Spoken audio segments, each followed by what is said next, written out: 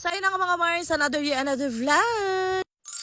So yun na nga mga Mars, eto na nga kinabukasan nga. After nga namin makipiesta, eto nagkita nga kami ni Sisi. At gaya nga ng akin na pangako kagabi, kahit ako talaga ay malasing pa. O kung ano mang kahilu-hiluan na maganap, ay sasamahan ko nga siya magpa-nails kay ate. Kaya naman ayan nga, kahit nga for the hangover ang person na ito, ayan, sinamahan ko pa rin siya dito. So bali yun mga Mars ko, bibisita nga kami sa nail studio ni ate na home base lang. Yes mga Mars ko, home base lang to, pero ang talaga naman komportable ka. So bali si Sisi nga lang pala ang magpapa-nails ngayon kasi pumunta na ako dito last week. Para ayan nga mga Mars ko, ay hindi na nga kami magsabay at mabilis lang matapos. So ayan nga pala yung home base studio ni ate, para nga sa kanyang nailsan.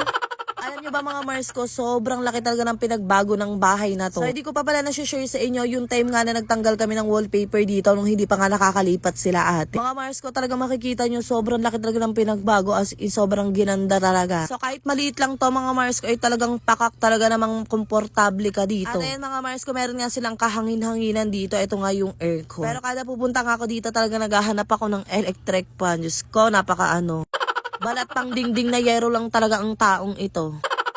So dito nga mga Mars ko, ayan, nag-i-start na nga sila dyan mag-nail. Habang ako ayan nga pa video dahil gusto kong ipakita sa inyo itong napakaganda nilang nail studio. And sa totoo lang, kada pupunta talaga ako dito mga Mars ko, gusto kong matulog dito, kaso nga lang hindi pwede. So alam nyo naman mga Mars ko, araw-araw may pasok si Tantan, kaya naman kailangan nating umuwi. And by the way mga Mars ko, kung malapit nga lang pala kayo dito sa Las Piñas, sa tagahanap kayo ng nail tech, or gusto nyo nga magpa-soft gel, ganon, magpa-arte ng kuko, alam nyo na, syempre mag-PM na kayo dito kay ate. So ilalagay ko na nga lang dyan sa screen yung kanyang page kung saan nga kayo pwede magpabook kapag gusto nyo nga magpa-nail extension or magpaganda-ganda ng mga kakukukuhan. And wag kayong mag-alala mga Mars kung kayo naman ay medyo maihiin or madumihin. Mars ko, no problem, dahil tingnan nyo naman napakaganda ng CR dito. Pwede kayo talagang ilabas ang kasama-samaan ng tiyan.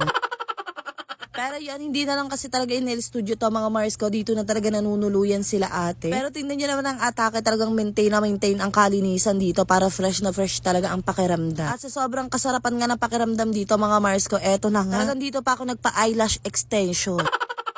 Pero FYI lang mga Mars ko, hindi po pala siya nagpapa-eyelash extension. At talaga nag-inarte lang ako at dito pa talaga ako nagpa-eyelash. O diba ganda-ganda yan? Yan, napakapangit. O siya, ang dami kong kinudano. Ayun, ang ganda. Wala, sino ka dyan, mami? Mami. Talagang kinakabog-kabog mo na ang pag-nails pati eyelash extension, ha? Siyempre naman mga Mars ko, para naman hindi tayo maasim kapag merong kumakalabit. O siya mga Mars ko, ang dami ko na palang kinudang. Gandito na lang. Yun lang. Bye-bye.